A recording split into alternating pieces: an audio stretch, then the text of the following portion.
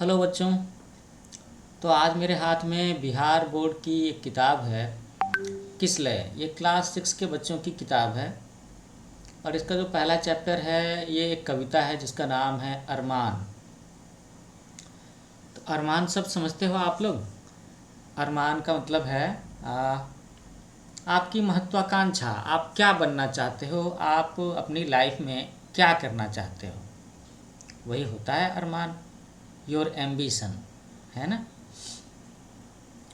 तो मैं ये कविता क्यों पढ़ रहा हूँ? मैं ये कविता इसलिए पढ़ रहा हूँ कि आप सब बच्चों के मन में भी जो अरमान है उसे पूरा करने के लिए मैं कुछ प्रेरणा जगा सकूँ, आपको मोटिवेट कर सकूँ। हम जो हैं, जैसे हैं, क्या वैसे ही रहेंगे? नहीं, हम लोग इससे बेहतर बनेंगे और हमारी जो महत्वाकांक्षाएं हैं हम उसे पूरा करने की कोशिश करेंगे। हम इस दुनिया में कुछ बड़ा काम करके दिखाएंगे, है ना। दुनिया को बताएंगे कि हम ये कर सकते हैं, मेरे अंदर में ये करने की क्षमता है। तो इसीलिए मैंने सोचा कि बच्चों को ज़रा सा मोटिवेट करूं, उन्हें इंस्पायर करूं। तो हम सब लोगों को एक दूसरे को मोटिवेट करने की ज़रूरत होती है। आपके अंदर शक्तियां हैं, कोई जगाने वाला चाहिए। आप कोयले के बीच में एक हीरे के तौर पर हो, लेकिन कोई एक जौहरी चाहिए जो आपको पहचान सके, आपको तराश सके, आपको सफलता का रास्ता दिखा सके। करना तो आपको है, लेकिन एक मार्गदर्शक होना चाहिए, एक आदर्श होना चाहिए, एक शिक्षक होना चाहिए जो आपको बताए कि सही रास्ता क्या है। तो ठीक है, आगे हम लोग ये कविता कंटिन्यू करते हैं जिसका नाम है अरमान। है शौक यही, अरमान यही, हम कुछ करके दिखलाएंगे, मरने वाली दुनिया में हम अमरों में नाम लिखाएंगे। तो देखो बच्चों, कितनी प्यारी बात लिखी हुई है। सबसे पहले तो मैंने आपको बताया कि अरमान शब्द का मतलब क्या है। अरमान शब्द का मतलब है महत्वाकांक्षा, एक बड़ा काम करने की इच्छा। तो कवि ने लिखा है कि है शौक यही, अरमान यही, हम कुछ करके दिखलाएंगे। मतलब हम बस ऐसे ही नहीं जिएंगे जीवन में जैसे बाकी सब के सब आम लोग जी रहे हैं, हम कुछ करके दिखाएंगे। और मरने वाली दुनिया में हम अमरों में नाम लिखाएंगे। तो मरने वालों की दुनिया में, मैन इज़ मॉर्टल, मनुष्य मरणशील है, हम सब लोगों को एक न एक दिन मर जाना है। तो हम अपना नाम अमरों में कैसे लिखवाएंगे? अमर लोगों की नाम में तो उन्हीं लोगों का नाम शामिल होता है ना जो ज़िंदगी में कुछ बड़ा काम करते हैं, जो लोगों को सुख पहुंचाने के लिए कोई नया रास्ता ढूंढ लेते हैं, जो जीवन में कोई बड़ा आविष्कार करते हैं, साइंस में, टेक्नोलॉजी में कोई ऐसा अचंभा करने वाला काम करते हैं, कोई असंभव हो काम को वो संभव करके दिखलाते हैं। तभी तो लोग उनका नाम उनके मरने के बाद भी याद रखते हैं ना। तो मरने वाली दुनिया में हम अमरों में नाम लिखाएंगे का मतलब ये है कि हम ज़िंदगी में कुछ ऐसा बड़ा काम कर जाएंगे कि लोग मरने के बाद भी हमारा नाम, मेरा नाम, तुम्हारा नाम याद रखेंगे, है ना। मेरा नाम, तुम्हारा नाम अमर हो जाएगा। जो लोग गरीब भिखारी हैं, जिन पर न किसी की छाया है, हम उनको गले लगाएंगे, हम उनको सुखी बनाएंगे। तो लेखक बताते हैं कि भाई हम कुछ करके दिखलाएंगे वाली बात जो है, या जो एक बड़ा काम करेंगे, तो ये काम करेंगे कैसे, क्या क्या काम करेंगे जिससे हमारा नाम इस संसार में, इस जगत में बड़ा हो जाएगा और लोग हमें हमारा नाम अमर हो जाएगा। तो उसके लिए लेखक कहते हैं कि जो लोग गरीब भिखारी हैं, जिन पर न किसी की छाया है, हम उनको गले लगाएंगे। कि कहने का मतलब है कि इस दुनिया में जो लोग गरीब हैं, कमज़ोर हैं, हेल्पलेस हैं, पुअर हैं, अंडर प्रिविलेज्ड हैं, जिनकी मदद करने वाला कोई भी नहीं है, हम लोग उनकी मदद करेंगे। ये अपेक्षा मेरी तुम सब बच्चों से भी है। क्या अपेक्षा है मेरी, या क्या अपेक्षा है कवि की? तुम सारे लोग बड़े होकर के गरीब लोगों की, कमज़ोर लोगों की मदद करोगे, है ना। और हम उनको गले लगाएंगे, हम उनको सुखी बनाएंगे। जो गरीब हैं उन्हें हम सुखी बनाएंगे, जो दुखी है हम उन्हें सुखी बनाएंगे, जो कमज़ोर हैं, जो बीमार हैं, हम उनके मददगार बनेंगे। अच्छा, और क्या कहते हैं कवि? वो कहते हैं कि जो लोग हार कर बैठे हैं, उम्मीद मार कर बैठे हैं, हम उनके बुझे दिमागों में फिर से उत्साह जगाएंगे। ये तो जो तीसरा पैराग्राफ है, ये तो बस कमाल का ही है। जो लोग हार कर बैठे हैं, हम उनके बुझे दिमागों में फिर से उत्साह जगाएंगे।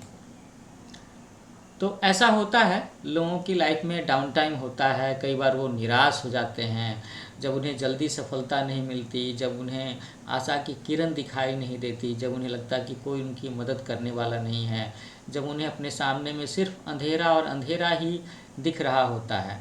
तो ऐसे केस में उनके अंदर शक्तियाँ होती हैं, लेकिन वो सुसुप्त हो जाती हैं। वो काम कर सकते हैं, लेकिन मन में जोश नहीं होता, उत्साह नहीं होता, वो नाउम्मीद होते हैं, निगेटिव सोचते हैं, पॉजिटिव नहीं होते। तो ऐसी स्थिति में अगर हम लोग ऐसे लोगों से मिलते हैं तो हमें क्या करना चाहिए? हमें उनकी हिम्मत बढ़ानी चाहिए, हमें उनके अंदर का उत्साह बढ़ाना चाहिए, उनके अंदर जोश जगाना चाहिए, उन्हें आशा की किरण दिखाना चाहिए, उन्हें जीतने की राह दिखानी चाहिए। इसीलिए कवि ने लिखा है कि जो लोग हार कर बैठे हैं, उम्मीद मार कर बैठे हैं, हम उनके बुझे दिमागों में फिर से उत्साह जगाएंगे। अब आगे चौथे पैराग्राफ में कवि क्या कहते हैं? वो कहते हैं, रोको मत आगे बढ़ने दो, रोको मत आगे बढ़ने दो, आज़ादी के दीवाने हैं, हम मातृभूमि की सेवा में अपना सर्वस्व लगाएंगे। तो ये जो चार पंक्तियां हैं बच्चों, मैं ये कहना चाहूँगा कि ये सिर्फ उसी समय के लिए प्रासंगिक नहीं है जब अपना देश गुलाम था, अंग्रेज़ों के शासन में था। आज़ादी का मतलब सिर्फ और सिर्फ अंग्रेज़ों के शासन से आज़ादी का मतलब नहीं होता। आज़ादी का मतलब होता है कि हम हर चीज़ में आज़ाद हो सकें, हमारे पास में हर तरह की आज़ादी हो। जैसे मैं अगर आज के समय की बात करूं तो भारत किस मामले में आज़ाद नहीं है? मैं कहूँगा कि भारत अभी भी आर्थिक तौर पर, इकोनॉमिकल कंडीशन उसकी बात करें तो अभी भी भारत पूरी तरह से मजबूत नहीं है, सामर्थ्यवान नहीं है। तो अगर बात होगी अर्थव्यवस्था की तो हम अभी भी दूसरे देशों की सहायता पर, विश्व बैंक पर, दूसरे देशों के कर्ज पर, अमेरिका के सहयोग पर और भी इस तरह की चीज़ें हैं कि हम लोग दूसरे देशों की मदद पर डिपेंडेंट हैं। हमें हर तरीके से अपने देश को सेल्फ डिपेंडेंट, आत्मनिर्भर बनाने के लिए सोचना चाहिए। तो क्या कहा है कवि ने कि रोको मत आगे बढ़ने दो, आज़ादी के दीवाने हैं, हम मातृभूमि की सेवा में अपना सर्वस्व लगाएंगे।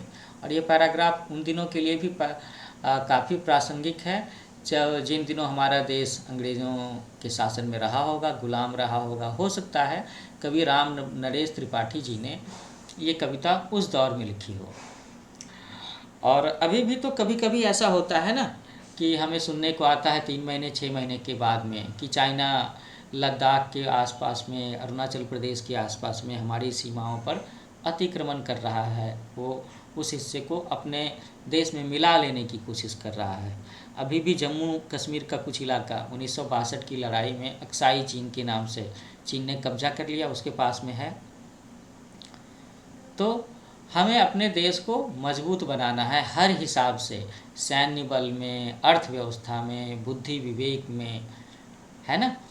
तो यही कहते हैं कवि कि रोको मत आगे बढ़ने दो, आज़ादी के दीवाने हैं, हम मातृभूमि की सेवा में अपना सर्वस्व लगाएंगे, हम उन वीरों के बच्चे हैं। जो आखिरी पैराग्राफ है कि हम उन वीरों के बच्चे हैं जो धुन के पक्के सच्चे थे, हम उनका मान बढ़ाएंगे, हम जग में नाम कमाएंगे। तो आखिर में यहाँ पर कवि कुछ और भी बातें कह रहे हैं, बच्चों में, लोगों में प्रेरणा भरने के लिए, उत्साह और जोश भरने के लिए कि हम उन वीरों के बच्चे हैं। तो बच्चे हम लोगों के जो पूर्वज रहे होंगे उन्होंने अपने समय में संघर्ष किया होगा ना, अपने अपने हिस्से का संघर्ष किया होगा कि अगर वो खेती का काम कर रहे हैं तो हम अच्छी से खेती कर सकें, अगर हम देश को स्वतंत्र बनाने के लिए राजनीतिक लड़ाई लड़ रहे हैं तो वो अच्छे से कर सकें। अगर अपनी देश की सीमाओं की रक्षा करनी है और अगर हमारे पूर्वजों में से कोई सैनिक रहा है ना, तो यही बात कहते हैं कवि कि हम उन वीरों के बच्चे हैं जो धुन के पक्के सच्चे थे। ये लाइन, धुन का पक्का होना, सच्चा होना, धुन का पक्का होना, सच्चा होने का मतलब है कि एक बार जो कोई अच्छी सी बात आपने तय कर ली, आप उसे करके दिखाएंगे, पीछे नहीं हटेंगे, थकेंगे नहीं, रुकेंगे नहीं, तब तक नहीं रुकेंगे जब तक जो बात आपने सोच ली उसे पूरा नहीं कर लेते। तो हम उनका मान बढ़ाएंगे, हम जग में नाम कमाएंगे, मतलब हम अपने पूर्वजों का नाम भी बढ़ाएंगे और हम जग में अपना नाम भी कमाएंगे। हम अपना पद चिन्ह छोड़ करके जाएंगे, अपना नाम अमरों में शामिल करके जाएंगे, अपने देश के लिए, अपने समाज के लिए, लोगों के लिए कुछ ऐसा करके जाएंगे कि इस संसार में हमारा नाम हमेशा हमेशा के लिए रहेगा और इससे हमारे परिवार की, देश की इज्जत भी बढ़ेगी। है ना बच्चों? तो ये कविता बड़ी प्यारी सी कविता लगी और बड़ी प्रेरक कविता है। ये बच्चों के मन में, लोगों के मन में, युवा लोगों के मन में जोश भर देने वाली कविता है।